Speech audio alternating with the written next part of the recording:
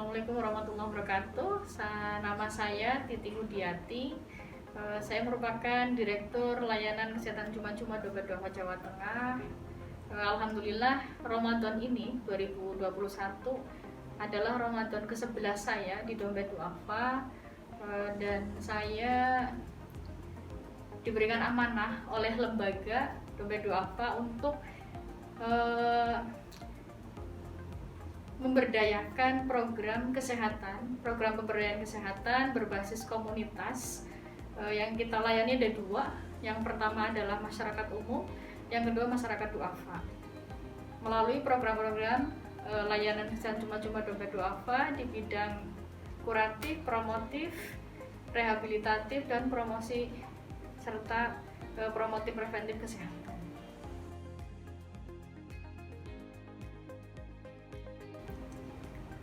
Motivasi saya kenapa bisa lama di Dompet Duafa, yang pertama, saya sudah pernah menjadi karyawan di perusahaan yang berbasisnya adalah profit, dan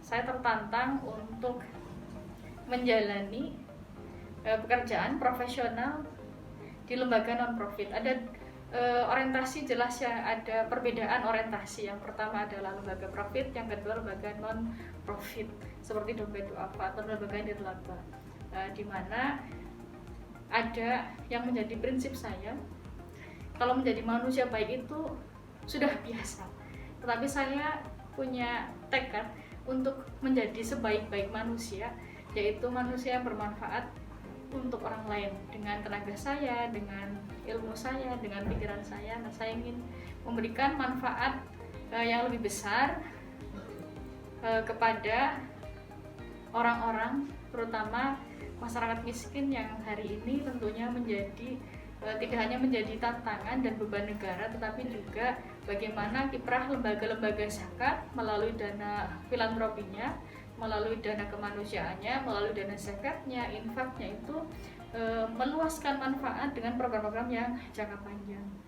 Kebetulan sebelumnya saya juga membidangi di bidang CSR, sehingga bagaimana sih kolaborasinya antara dana sosial dengan dana zakat. Dana zakat pun ternyata sangat luas dan sangat mungkin kita berdayakan seperti dana CSR yang selama ini kita dapatkan dari perusahaan-perusahaan. Dan ternyata alhamdulillah sejak tahun 2011 hingga saat ini kita bisa meluaskan manfaat dari dana zakat, dana infak, dana sedekah. Bahkan hari ini kita sedang merintis yang namanya social enterprise di bidang kesehatan. Apa itu social enterprise di bidang kesehatan? Dan ini halal serta insya Allah legal serta boleh dilakukan oleh lembaga zakat, di mana perkembangan zaman kita pun harus mengikuti. Yang pertama, bisnis sosial di bidang kesehatan. Hari ini semua orang sedang berlomba-lomba untuk sehat gitu kan, berlomba-lomba untuk mendapatkan layanan yang terbaik. Bahkan ketika rumah sakit menutup untuk pelayanan pasien ke poli dan layanan lainnya, bagaimana caranya lembaga zakat mengambil peran? Yang pertama, kita memberikan tarif yang bersahabat dengan kondisi masyarakat saat ini. Misalnya swab, kenapa kita bisa memberikan layanan yang biaya lebih murah? Kita berhitung bahwa lembaga zakat itu ada rambu-rambunya. Yang pertama, kita tidak boleh berbisnis.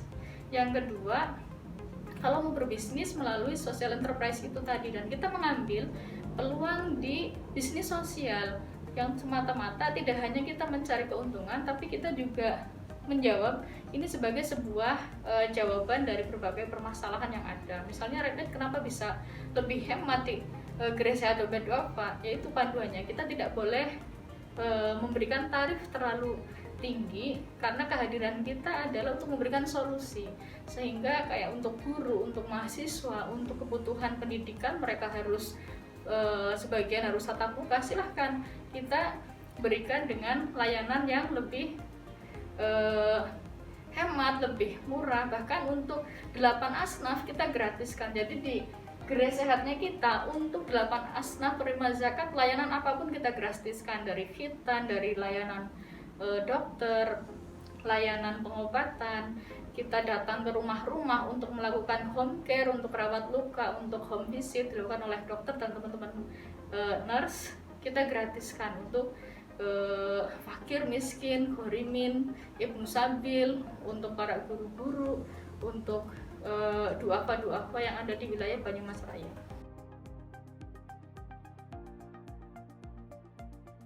Dompet duafa hadir 28 tahun yang lalu, jadi tahun 1992 bulan Juli. Hadir pertama kali di Indonesia itu di Gunung Kidul, teman-teman. Jadi pertama adalah program dakwah. Kenapa sih Gunung Kidul masyarakatnya terkenal dengan kemiskinannya gitu kan, terkenal dengan pendidikannya yang jauh dibandingkan dengan kabupaten atau kota lain, bahkan dekat dengan Jogja gitu kan. Pada waktu itu para pendiri kita, Pak Eri Sudewo, termasuk almarhum PH Zainuddin MZ, merupakan salah satu tokoh-tokoh yang mengawali sejarah berdirinya dompet duafa. Ada Pak Parni Hadi, ada Kiai Haji Roma Irama, itu juga termasuk salah satu pendiri. Di 28 tahun ini perjalanan sangat tidak mudah, karena sebagai lembaga zakat, transformasi digital itu menjadi PR yang besar. Bagaimana teman-teman lembaga zakat hari ini yang konvensional itu kan sudah terlibat dengan munculnya media digital yang baru, yang selama ini mungkin lembaga zakat dibangun 25 tahun, 20 tahun, dan mereka tiba-tiba baru 3 tahun, 1 tahun sudah bertransformasi sedemikian rupa tanpa kantor itu kan, kantornya virtual. Nah, semenjak 28 tahun ini kita sudah ada 5 cabang di luar negeri dan 17 cabang di dalam negeri. Untuk gerai sehatnya kita ada di 15 provinsi. Untuk LKC-nya sendiri, layanan kesehatan cuma-cuma, kita ada di 10 provinsi. Dan ini merupakan sebuah langkah yang panjang untuk bagaimana membangun kesulitan SDM atau tim. Terus kita juga bertransformasi bagaimana dompet duafa lembaga zakat ini berpartisipasi melalui program-programnya untuk program capaian SDGs di Indonesia. Misalnya LKC, kita ada target beberapa program yang kita ingin mendukung pemerintah dalam capaian SDGs, misalnya capaian SDGs ke-6 tentang air dan sanitasi. Kita bangun program kampung sehat sanitasi, dan itu yang sudah kami lakukan sejauh ini.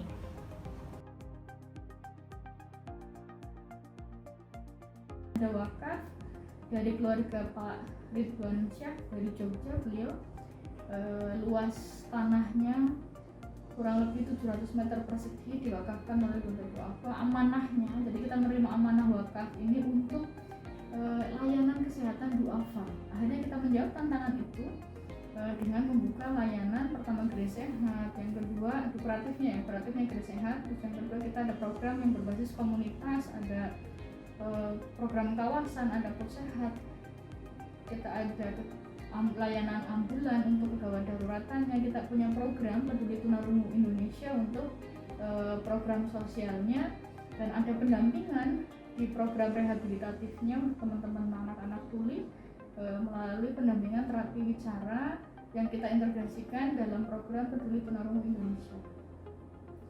Jadi di Purwokerto ini termasuk yang paling komplit, mulai dari kuratif sampai rehabilitatifnya kita jalan untuk melalui program-program model pemberdayaan kepada masyarakat.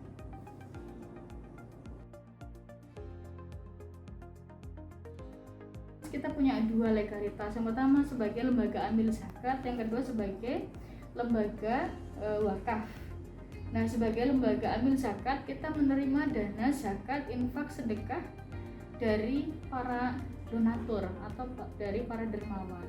Yang kita catat mereka berdonasi setiap bulan, ada yang rutin, ada yang insidental. Kita juga sebagai lembaga kemanusiaan internasional baik menanggapi isu-isu kemanusiaan dunia Islam maupun isu-isu kemanusiaan dunia. Sehingga dari mana dananya gitu kan? Dari dana zakat, infak, sedekah. Akhirnya dari dana zakat, infak, dan sedekah kita sudah melihat berbagai program yang sudah kita jalankan untuk kemaslahatan masyarakat. Untuk zakat kita batasi, memang penerimanya umat muslim. Kenapa? Amanah Al-Quran begitu, hanya 8 asnaf yang boleh menerima dana zakat. Selebihnya bagaimana kita membantu orang-orang non muslim misalnya. Islam itu rahmatan lil alamin ya, rahmat bagi semua alam, sehingga banyak instrumennya yang hari ini juga sampai hari ini sudah dompet apa lakukan oleh dana infak dan sedekah serta dana kemanusiaan. Itu boleh peruntukannya untuk kebencanaan misalnya, dana kebencanaan itu tidak ada sekat, tidak ada batas religi siapa dia, agamanya apa, terus dia sukunya apa, tidak ada. Sehingga dalam misi kemanusiaan dan layanan kegawat daruratan kita semuanya universal, sehingga bisa diakses oleh semuanya. Terus bagaimana teman-teman yang bekerja di dokternya, perawatnya, apakah mereka bergaji? Ya, mereka kita berikan gaji secara profesional. Kenapa harus profesional? Yang pertama, mereka adalah garda terdepan untuk melayani duafa,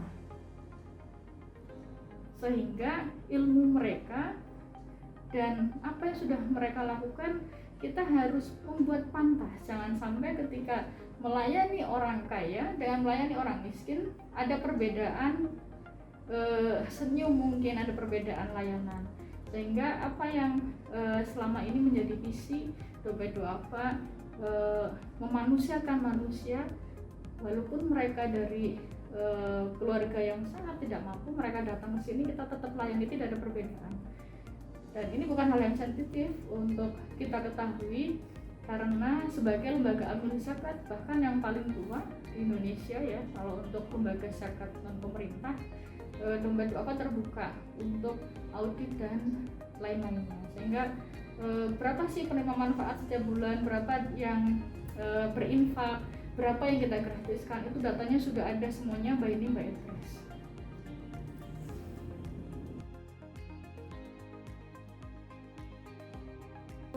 Kiprah Dompet Duafa sebagai lembaga kemanusiaan, kita terus layanan kita tetap jalan, bahkan lebih meningkat. Kita layanan ambulan bahkan hari ini membackup banyak lembaga-lembaga ambulan komunitas yang karena pandemi tidak bisa berjalan, kan. Kita juga bekali teman-teman SDM kita dengan pengetahuan yang cukup bagaimana menghadapi pandemi ini, karena kita banyak di lapangan bertemu dengan orang, dan kita mendorong juga semua SDM di Dompet Duafa untuk menjadi garda terdepan juga untuk mengedukasi orang-orang bagaimana prokes pasien-pasien. Alhamdulillah tidak ada yang berubah dari layanan, bahkan pandemi ini juga kita ada layanan menambah layanan swab antigen dan antibody. Kita juga rujukan melayani swab antigen maupun antibody untuk duafa. Mereka rujukan butuh surat jalan, kita swab dulu, kita gratiskan semuanya. Pandemi ya banyak merubah, sebetulnya banyak merubah bagaimana yang tadinya konvensional menjadi arah digital, dan ini menjadi PR ya untuk di daerah-daerah terutama.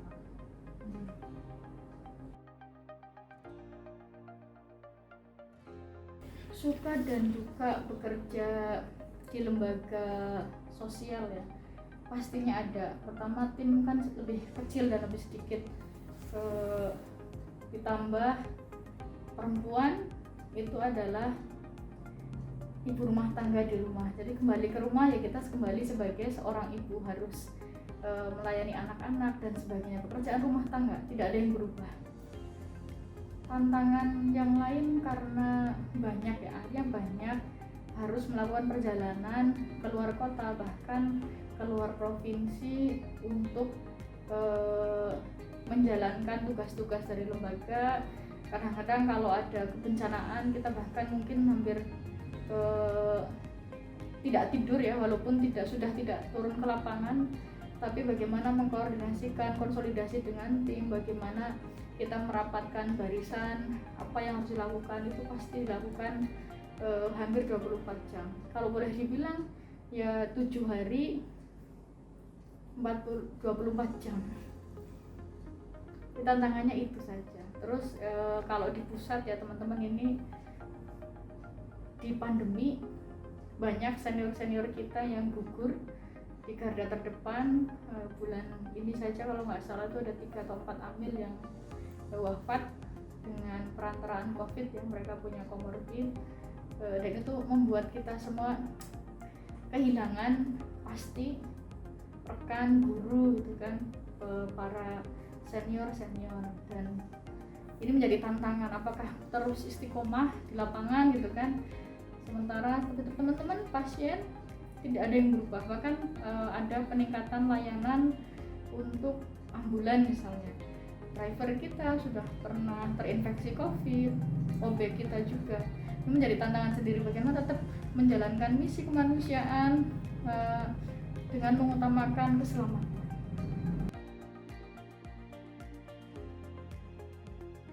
Kalau tip dan trik bertahan di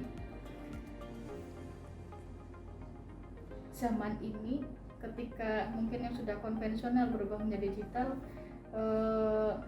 saya ingat salah satu pesan dari para senior, kita itu harus berubah mengikuti zaman, karena dunia berubah, cara kita pun harus berubah.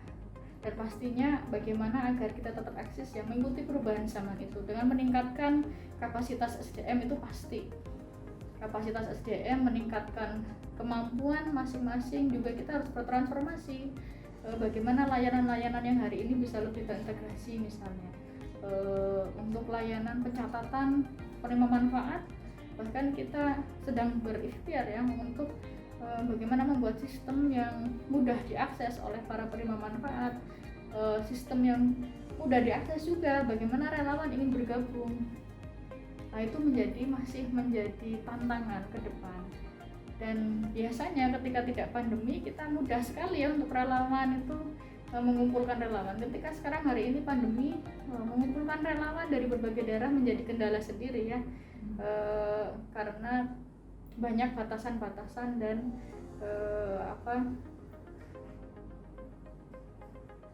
kampus yang sepi juga, itu juga menjadi salah satu kendala kita juga, karena banyak relawan kita yang sebelumnya hadir itu dari teman-teman mahasiswa maupun mahasiswi di perguruan tinggi yang ada di Purwokerto.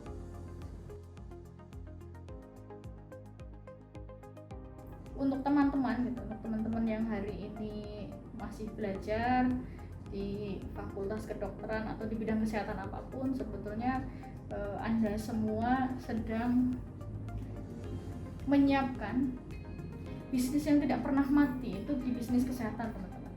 Jadi bagaimana hari ini belajar, tidak hanya fokus belajar, tapi juga menguatkan mental, karena untuk menjadi seorang wirausahawan, seorang pengusaha di bidang apapun, kita harus melatih mental. Biasanya modal cukup mungkin ya teman-teman, karena hampir mungkin 80% teman-teman kedokteran itu berasal dari latar belakang orang tuanya mampu, insya Allah.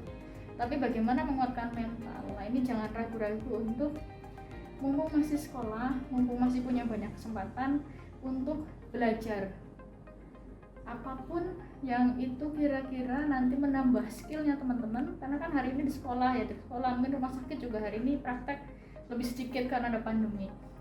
Sementara banyak sekali sebetulnya yang bisa dipelajari. Khitan misalnya, hari ini berapa dokter muda yang masih bisa khitan misalnya, padahal khitan menjadi peluang gitu kan, peluang yang besar untuk bisa teman-teman lakukan modal dengan titel dokter dibandingkan dengan mungkin mohon maaf perawat misalnya, itu kan lebih punya peluang nama, membangun nama gitu.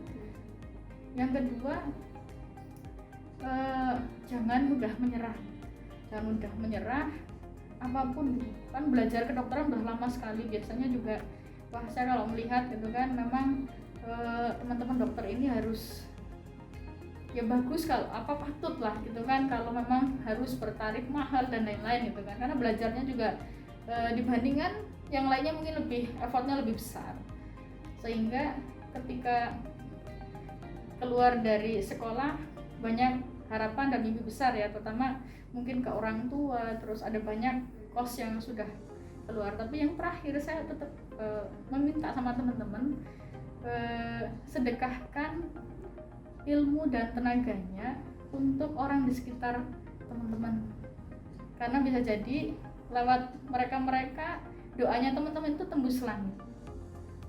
Itu ya pesan dari saya. Jadi tetap sisihkan tenaga dan ilmunya untuk orang-orang yang membutuhkan di sekitar Anda semuanya, karena kita tidak pernah tahu doa mana dari siapa, mungkin yang sudah teman-teman tolong melalui profesinya teman-teman, yang bisa menembus langit gitu kan, sehingga doa-doanya diijabah, sehingga banyak ikhtiar-ikhtiar teman-teman yang dikabulkan oleh Allah. Itu saja pesan saya.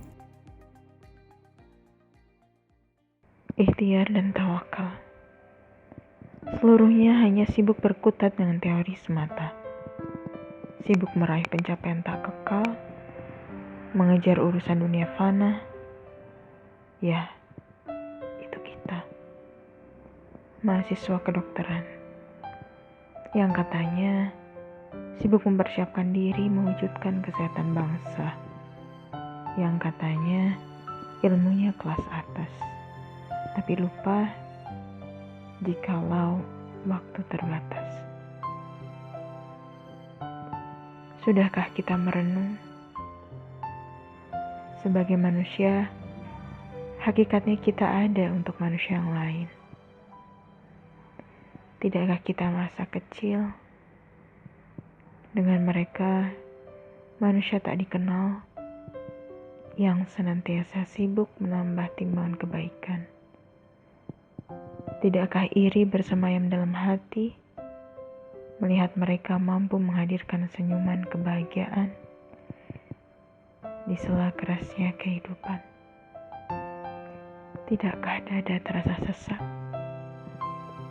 ketika manusia dengan nikmat tak terkira hanya berdiam, sibuk dengan urusan ambisi dan diri sendiri, sementara mereka sibuk menggunakan hati untuk memaknai dan mengabdi.